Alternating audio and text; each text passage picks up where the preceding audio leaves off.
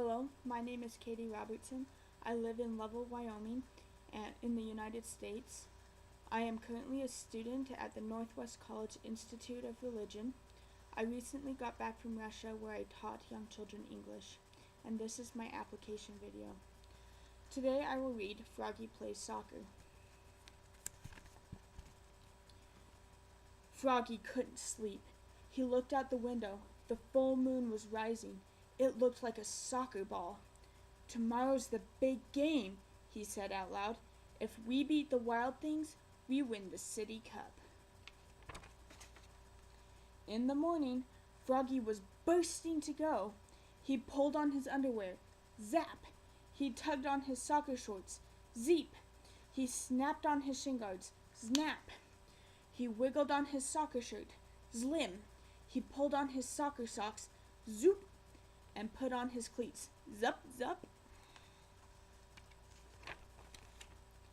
"Froggy!" called his father.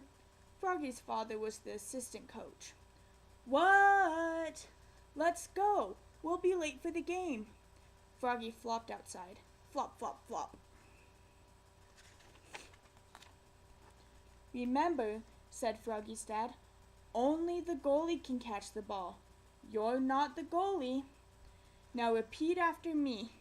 Head it, boot it, knee it, shoot it, but don't use your hands." And Froggy sang, "Head it, boot it, knee it, shoot it, but don't use your hands," all the way to the soccer field. At the soccer field, the coach, Max's mother, said, "We're a team. We're the dream team. Hooray!" said the dreams team. Soon the game was on. Froggy was doing cartwheels. Froggy was picking daisies. Froggy was picking his nose. The ball bounced off his chest. He gave a mighty kick, and he missed the ball.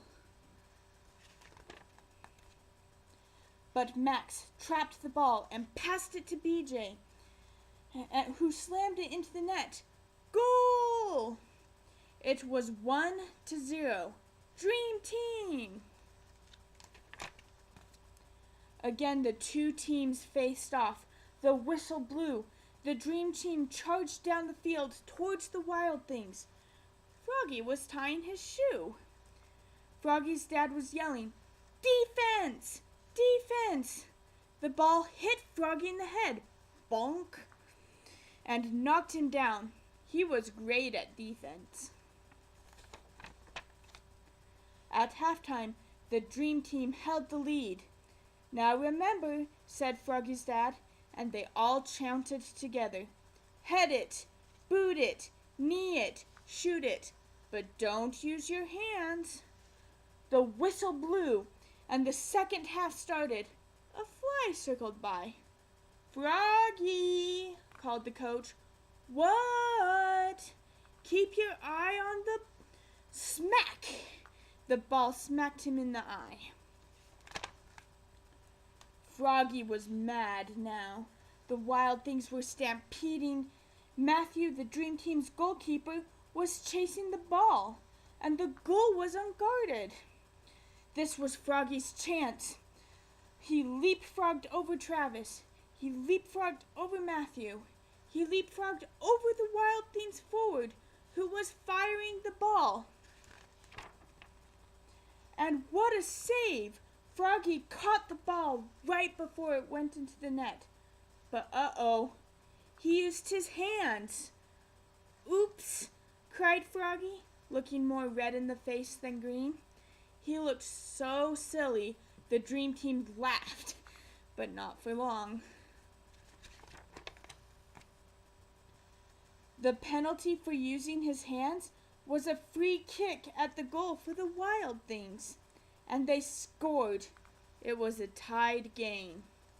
But it wasn't over yet, and when there was 1 minute left, the crowd went crazy. The clock was ticking. The ball was coming towards Froggy. "Froggy!" yelled his dad.